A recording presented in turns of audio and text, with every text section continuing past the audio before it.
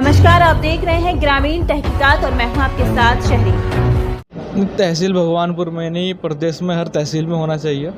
और पूरे देश भर में काफ़ी आक्रोश है, पुतला फूंका जा रहा है, मार्च निकाले जा रहे हैं। जो घटना घटी, वो जो लोग उसमें शहीद हुए, बहुत दुखद घटना है ये। ऐसा देश में पहली बार ऐसा देखने को मिला है कि नाम पूछ कर मारे गए, या फिर जो अफवाहें उड़ाई जा रही हैं कि धर्म पूछ कर मारा गया। तो देश के ऊपर बहुत बड़ा सवाल है, सरकार के ऊपर बहुत बड़ा सवाल है कि कोई अगर हिंदुस्तान में घुस रहा है, अगर इनका कहना है कि पाकिस्तान से है, तो वो आए कैसे, और अगर वो आए तो वो गए कहाँ। आज तीसरा चौथे दिन हो गया, अब तक वो पकड़े क्यों नहीं गए। सरकार अगला क्या कदम उठाने जा रही है। वो सुनने में ये आया है, वो सिंधु जल नदी का जो समझौता है उसे पानी रोक रहे हैं। अब मैंने पता किया तो पानी रोका नहीं जा सकता। 80% पानी पाकिस्तान में जा रहा है। उसे रोकने के लिए डैम बनाया जाएगा जिसमें 10 साल का समय चाहिए, और पैसा कितना लग जाए कुछ कहा नहीं जा सकता। तो सरकार को एक तरह से गुमराह करने वाली बातें अब तक सामने आई हैं। अब तक कोई सर्जिकल स्ट्राइक नहीं हुई, कोई पाकिस्तान के खिलाफ कोई कार्रवाई अब तक की नहीं गई।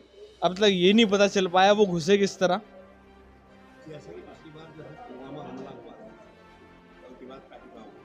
और वो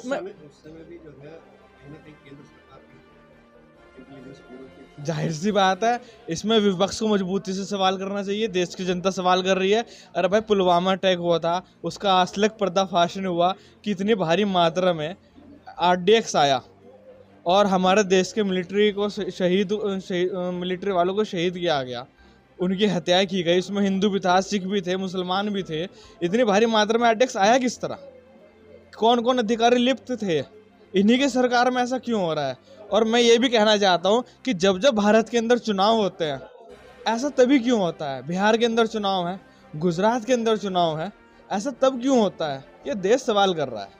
ये घटना कब तक घटेंगी। मोदी जी ने 370 हटाया था, नोटबंदी की थी कि आतंकवादी कमर टूटेगी। मैं कह रहा हूँ कि आतंकवादी कमर कहाँ टूट रही है, ये तो आतंकवाद घर में घुस के मार रहा है। मोदी जी की नाक के नीचे पाकिस्तान से कुछ आतंकवादी आते हैं, और हमारे 4000 जो पर्यटन एक जगह इकट्ठे हुए थे, उन 4000 पर्यटनों के लिए एक सुरक्षा कर्मी वहाँ मौजूद नहीं था। कैसी सुरक्षा है ये। मैं पूछना चाहता हूँ, मोदी जी अपने आप को चौकीदार कहते हैं, वो चौकीदार का काम यही है कि देश की चौकीदारी छोड़ के कि हम विदेशों में घूमते रहें। क्या देश के प्रति हमारी कोई जिम्मेदारी नहीं बनती। मोदी जी के नाक के नीचे कुछ आतंकवादी आते हैं और हमारे देश के नागरिकों के साथ खिलवाड़ करते हैं, उनकी जान ले लेते हैं। मैं यही नहीं कहता उसमें हिंदू मरे, उसमें 2 कश्मीरी भी मरे, जिन लोगों ने हिंदुओं की जान बचाते हुए अपने आप को शहीद किया। बेंगलोर की एक फैमिली थी, मुस्लिम फैमिली थी, वो पूरी की पूरी फैमिली तबाह हो गई, वो शहीद हो गए। तो हो तो रहा है हमारे देश के नागरिकों के साथ। अब तक 4 दिन हो गए हैं, अब तक पाकिस्तान के किसी आतंकवादी के साथ, मिलिट्री वालों के साथ कोई अब तक हमला नहीं किया, कोई मुंह तोड़ जवाब दिया नहीं गया। सिर्फ मीडिया में बातें हो रही हैं और कुछ नहीं। केंद्र सरकार से मांग है कि अगर हमारे हाथ में होता, और अगर नरेंद्र मोदी जी, अमित शाह जी, डिफेंस मिनिस्टर राजनाथ सिंह जी अगर कुछ कर सकते हैं तो वायुसेना को छोड़ दिया जाए इन आतंकियों के ऊपर से गोलाबारी हो। मिलिट्री वालों को पूरी छूट दे दी जाए कि ट्रिगर से हाथ उंगली ना हटे, घुसते चले जाओ। जितने आतंकवादी हैं सारे जंगलों में बसे हुए हैं, आज भी उनके टेंट हैं। मिलिट्री इंटेलिजेंस को सब तरह की न्यूज़ है। आज ही पता चला कि मिलिट्री इंटेलिजेंस ने यह कहा कि 2 हफ्ते पहले घुसने की सूचना मिल गई थी। अरे 2 हफ्ते तक कर क्या रहे थे, ये इंतजार कर रहे थे कब वो घुस के मारेंगे हमें, और वो अब तक पकड़े नहीं गए। अगर वापस गए तो वापस गए किस तरह पाकिस्तान, और अगर देश में है तो है कहाँ।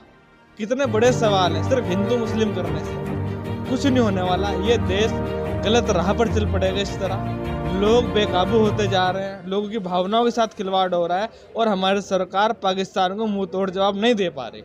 हम सब चाहते हैं, विपक्ष ये चाहता है कि पाकिस्तान और आतंकवाद को ख़त्म किया जाए। पाकिस्तान के अंदर जो आतंकवाद पैदा हो रहा है, पल रहा है, उन्हें ट्रेनिंग दी जा रही है, उनके ट्रेनिंग सेंटरों को तबाह किया जाए।